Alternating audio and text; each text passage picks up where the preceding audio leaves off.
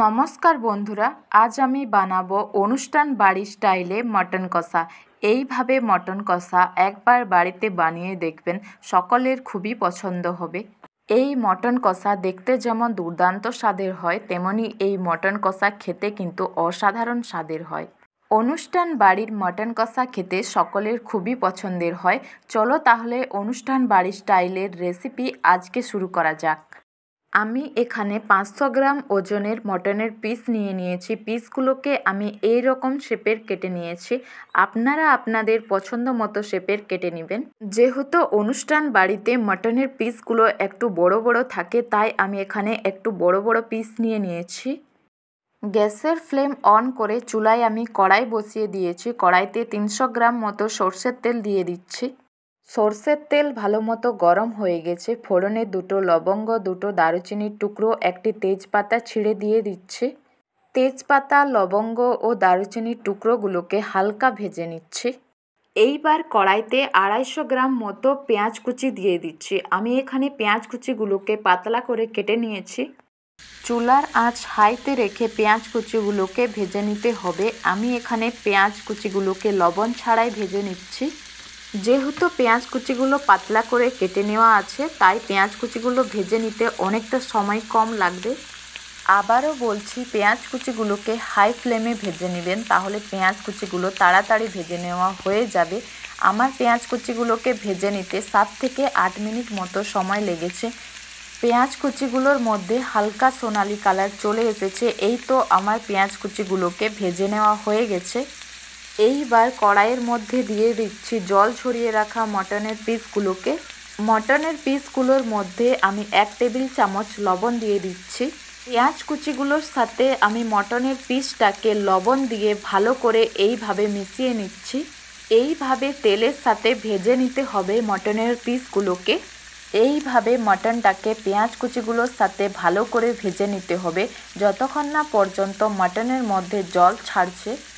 চুলার আঁচ হাইতে রয়েছে। মটনের পিসগুলোকে আমি অনবরত এইভাবে নাড়তে থাকবো। মটনের পিসগুলো আমার ভেজে নেওয়া হয়ে গেছে। আমার 7 থেকে 8 মিনিট মতো সময় লেগেছে মটনের পিসগুলো ভেজে নিতে। এইবার মটনের মধ্যে 2 টেবিল চামচ মতো রসুন বাটা দিয়ে দিচ্ছি। এখানে আমি 2 টেবিল চামচ রসুন বাটা দিয়ে দিচ্ছি। এইবার রসুন বাটাটাকে মটনের সাথে আমি কিছুক্ষণ সময় নিয়ে ভেজে নিচ্ছি। মটনের সাথে রসুন বাটা ভেজে নেওয়া হয়ে গেছে। রসুনের কাঁচা গন্ধ চলে গেছে। এইবার মটনের মধ্যে 4 টেবিল চামচ আদা বাটা দিয়ে দিচ্ছি। যেহেতু মটনের মধ্যে আমি 2 টেবিল চামচ রসুন বাটা দিয়েছিলাম, তাই এখানে আমি 4 টেবিল চামচ আদা বাটা দিয়ে দিয়েছি। আপনারা এই মাপটা মনে রাখবেন, রসুন বাটা যত চামচ দিবেন তার ডবল আদা বাটা দিতে হবে, তাহলে আপনাদের মটন একদম পারফেক্ট তৈরি হবে। মটনটাকে আদা রসুন বাটার সাথে এইভাবে ভেজে নিতে হবে, যতক্ষণ না পর্যন্ত আদা বাটা ও রসুন বাটার ফ্লেভার মটনের মধ্যে ঢুকে। মটনটাকে এইভাবে আদা রসুনের সাথে ভেজে নিতে থাকবো। এইভাবে হাই ফ্লেমে আমি মটনটাকে অনবরত নাড়ছি ও মটনটাকে ভেজে নিচ্ছি। মটনটাকে দেখে মনে হচ্ছে, দেখুন মটন অনেকটা সেদ্ধ হয়ে গেছে। আদা রসুনের কাঁচা গন্ধ চলে গেছে ও মটনের মধ্যে একটা সুন্দর ফ্লেভার চলে এসেছে। মটনটাকে এইভাবে আদা বাটা ও রসুন বাটার সাথে ভেজে নিতে আমার 10 থেকে 15 মিনিট মতো সময় লেগেছে। পেঁয়াজটাও কিন্তু অনেকটা গলে গেছে দেখুন। মটনের মধ্যে 1/2 টেবিল চামচ হলুদ গুঁড়ো দিয়ে দিচ্ছি। এইবার হলুদ গুঁড়োটাকে মটনের সাথে কিছুক্ষণ ভেজে নিচ্ছি। মটনের মধ্যে 3 টেবিল চামচ মতো শুকনো লঙ্কার গুঁড়ো দিয়ে দিচ্ছি। আমি এখানে শুকনো লঙ্কার গুঁড়ো ব্যবহার করেছি, আপনারা চাইলে কাশ্মীরি লঙ্কার গুঁড়ো দিয়ে দিতে পারেন। ঝালটা আপনারা আপনাদের ইচ্ছে মতো দিবেন। লঙ্কা গুঁড়োটাকে মটনের সাথে কিছুক্ষণ ভেজে নিচ্ছি এইভাবে। এইবার মটনের মধ্যে 1 টেবিল চামচ মতো জিরে গুঁড়ো দিয়ে দিচ্ছি। জিরে গুঁড়োটাকে মটনের সাথে কিছুক্ষণ ভেজে নিচ্ছি। মটনের সাথে সবগুলো মশলা ভেজে নেওয়া হয়ে গেছে। দেখুন কত সুন্দর মটনের মধ্যে কালার চলে এসেছে। এইবার মটনের মধ্যে আমি একটা টমেটো এইভাবে পাতলা করে কেটে নিয়েছি, দিয়ে দিচ্ছি। মটনের সাথে টমেটোটাকে এইভাবে ভেজে নিতে থাকবো, যতক্ষণ না পর্যন্ত টমেটোটা পুরোপুরি গলে যাচ্ছে। মাটনের সাথে টমেটোটাকে ভালো করে কষিয়ে নেওয়া হয়ে গেছে। দেখুন টমেটোটা পুরোপুরি গলে গেছে এবং মশলার মধ্যে তেল ছেড়ে দিয়েছে। দেখুন মাটনটাকে ভালো করে কষিয়ে নেওয়া হয়ে গেছে। এইবার মাটনের মধ্যে আমি গরম জল দিয়ে দিচ্ছি। আপনারা মটনের মধ্যে গরম জল ব্যবহার করবেন। মাটনটাকে গরম জলের সাথে ভালো করে এইভাবে নাড়িয়ে নিচ্ছি।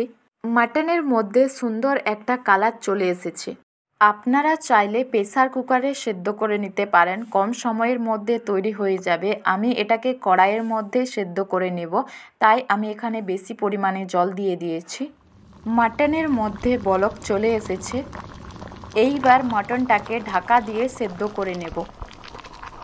এইবার মাটনের মধ্যে ঢাকাটা খুলে নিচ্ছি। দেখুন জল অনেকটা পরিমাণে কমে গেছে। মাটনটা আমার সেদ্ধ হয়ে গেছে। মাটনটা সেদ্ধ হতে আমার 40 থেকে 45 মিনিট মতো সময় লেগেছে। মাটনটাকে প্রথম 20 মিনিট আমি হাই ফ্লেমে জাল দিয়ে দিয়েছি এবং শেষের দিকের 25 মিনিট আমি লো টু মিডিয়াম ফ্লেমে জাল দিয়ে দিয়েছি। এইবার ঢাকা ছাড়াই আমি মাটনের জলটা কমতে দেব। এইবার মাটনের মধ্যে আমি কাঁচা লঙ্কা বাটা দিয়ে দেব।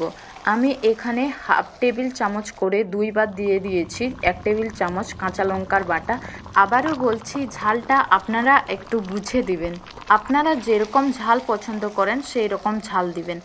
মাটনটাকে এই পদ্ধতিতে রান্না করলে মাটনের স্বাদ অনেকটা বেড়ে যায়।